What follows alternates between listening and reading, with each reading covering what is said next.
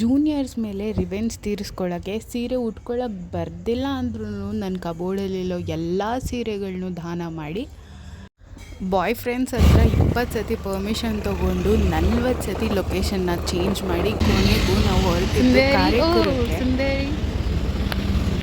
On our way to Karekura, change of plans and this beauty.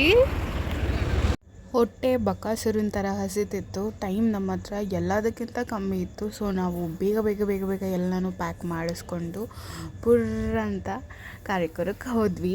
ಅಕ್ಕಪಕ್ಕದಲ್ಲೆಲ್ಲ full ಹಸಿರು ಇತ್ತು. ನಮ್ಮ ಶಾಯಿಮಾ ಅಂತೂ ಇಂತೂ 2 ಸತಿ ರೂಟ್ ಕಳ್ಕೊಂಡು 3 ಸತಿ ಸಿಕ್ಕಿ ಕೊನೆಗೂ ಕಾರೇಕುರ ಫೈನಲಿ ರೀಚ್ ಆಗಿನೂ ಕೂಡ ಅಲ್ಲಿ ಏನೂ ಇರಲಿಲ್ಲ.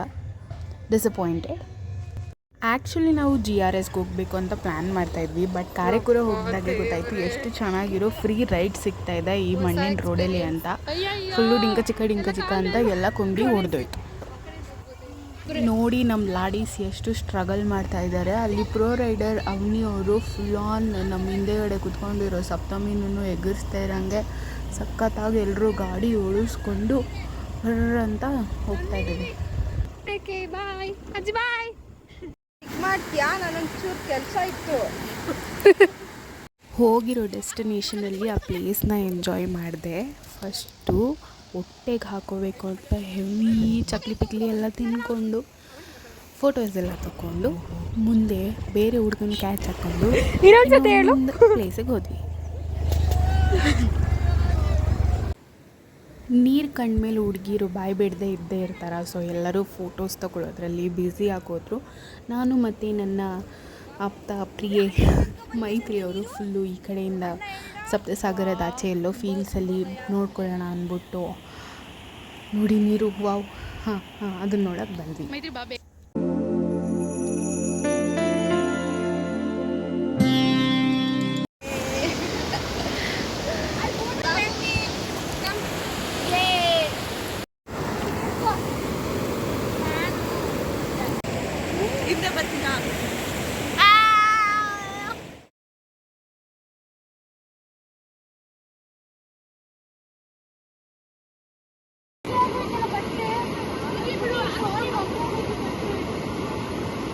ಅಲ್ಲಿನ ಪ್ಲೇಸ್ ಅಷ್ಟು ಚೆನ್ನಾಗಿಲ್ಲ ಅಂದರು. ಹಳ್ಳಿಯವ್ರು ಮಾತ್ರ ಸೂಪರ್ವಾಗಿದ್ದರು. ಎಲ್ಲರೂ ಚೆನ್ನಾಗಿ ಮಾತಾಡಿಸಿ ಅವ್ರ ಮನೆ ಮುಂದೆ ಫೋಟೋ ಎಲ್ಲ ತೆಗೆಸ್ಕೊಂಡು ಫ್ರೀ ಹೂವಿನ ಬೀಜಗಳನ್ನೆಲ್ಲ ಈಸ್ಕೊಂಡು ನಾವು ವಾಪಸ್ ಮನೆಗೆ ಬಂದ್ವಿ. And part 2 is in the next video.